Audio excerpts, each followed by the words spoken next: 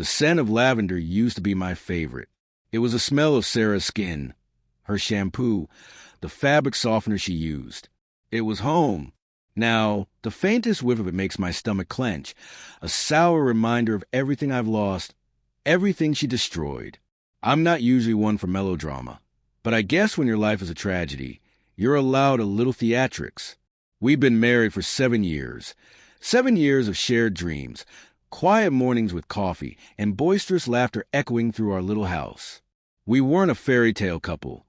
We had our rough patches, arguments about bills and whose turn it was to do the dishes, but we always came back to each other.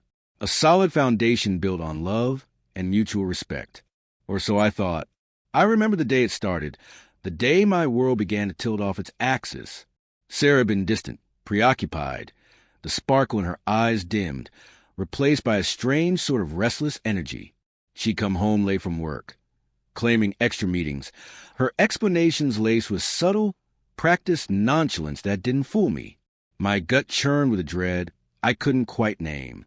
One night, I found a strange text on her phone. It wasn't even a suggestive one, just an innocuous "see you later" with a name I didn't recognize.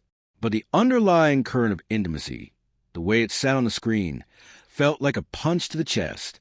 I confronted her, of course, my voice shaking as I held out the phone. She denied it, called me paranoid, told me I was being ridiculous.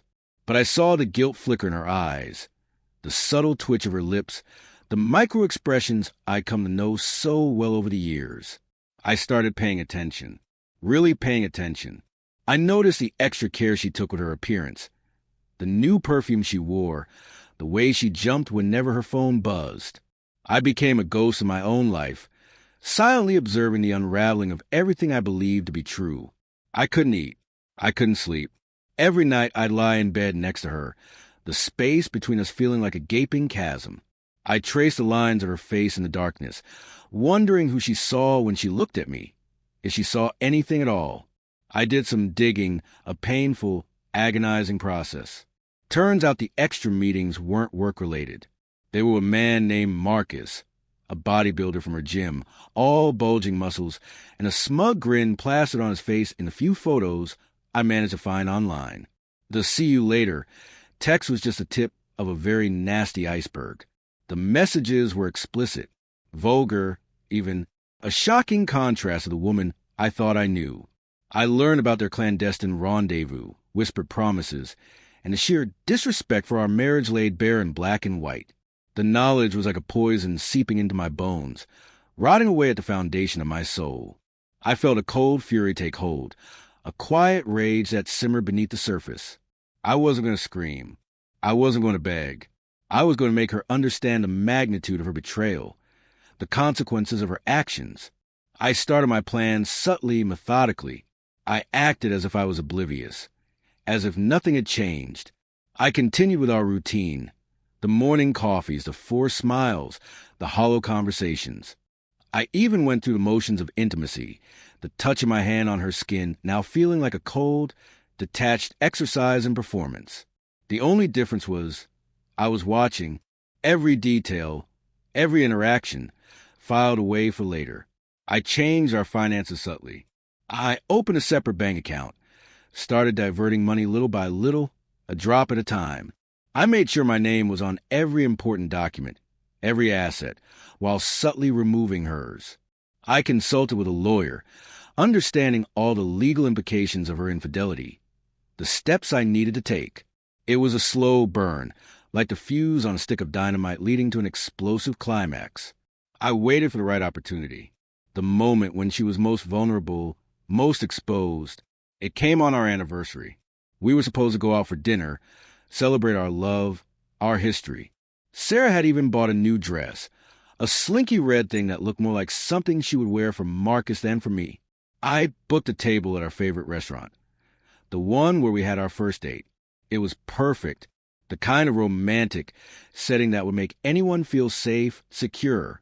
She looked across the table at me, a hint of nervousness in her eyes, perhaps for the first time acknowledging the enormity of her deceit. I smiled, a thin, predatory smile that didn't reach my eyes.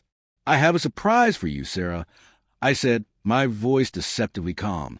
I pulled out an envelope, her name beautifully printed on the front. She reached for it eagerly, her fingers trembling with anticipation. Inside weren't flowers or jewelry or a romantic getaway. There were papers, court documents, divorce papers filed that morning. She stared at them, her face going ashen. I watched as the blood drained from her cheeks, her lips quivering as she tried to speak. "W, what is this?" she stammered, her voice barely a whisper. "It's a divorce, Sarah," I said, my voice as cold as ice. "I'm tired of playing this charade. I know about Marcus. I know about everything." She tried to deny it, of course. The practice lies falling so easily off her tongue. I didn't let her. I showed her the messages, the dates, the photos, every single detail I had carefully collected over the past few weeks. I watched as the color in her face disappeared, replaced by a stark white terror. I laid it all out, every single step of my plan. I told her how I had moved our money, how I had secured all the assets, how I was leaving her with nothing. I told her I wasn't going to make it easy. I wanted her to suffer, to understand the utter devastation she had caused. "You thought you were so clever, sneaking around, get what you wanted," I said, my voice laced with a quiet fury. "But you forgot one thing, Sarah. You forgot that I was paying attention." I watched as the smugness drained from her face, replaced by the dawning realization of what she had lost. She had risked everything for a night, a fleeting moment of physical satisfaction, and now she was paying the ultimate price. She had gambled on being able to have her cake, and eat it too, and ended up with nothing but crumbs. The drive home was silent. I didn't look at her, didn't acknowledge her presence. I simply pulled the car into the driveway, walked inside, and began packing my things. I didn't look back at her, standing there, tears streaming down her face, the remnants of her red dress a garish reminder of her betrayal. I didn't move far. I rented a small apartment close to the house, but far enough away. I wanted her to see me sometimes, maybe when she was getting her mail or taking the trash out. I wanted her to be reminded of what she had lost. I sold the house, everything that we had built together. The money, of course, went to me, and she was left with nothing. Months passed. I rebuilt my life, slowly, deliberately. I started exercising again, spending time with friends, reconnected with the things that made me happy. I went on with my life while she stayed in the same place, watching me rebuild myself as her life fell apart. I heard rumors, whispers. She tried to contact Marcus, but he ghosted her. She tried to find a new place to live, but couldn't afford it on her own. With no assets to her name, she had been reduced to sleeping on her friend's couch, her life in complete disarray. Good. One day, I received a text from a mutual friend. They said she was asking for me, desperately begging for me to meet her, that she wanted to talk. I considered it for a moment.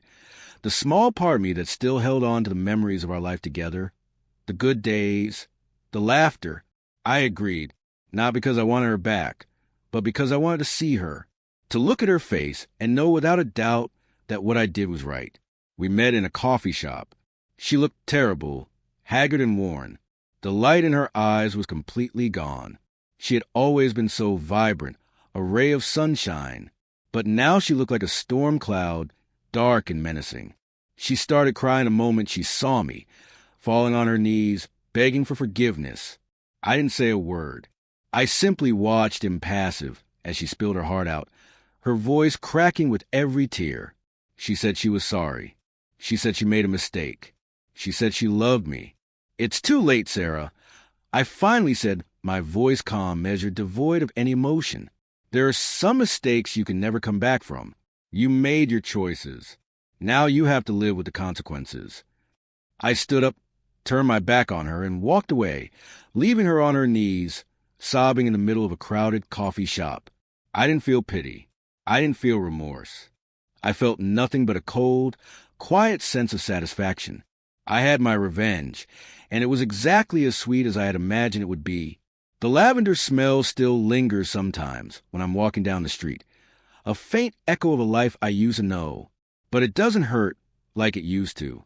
It's just a reminder, a silent testament to the fact that some choices, some betrayals, are unforgivable, and that sometimes the best revenge is not only living well, but making sure the other person is left with nothing.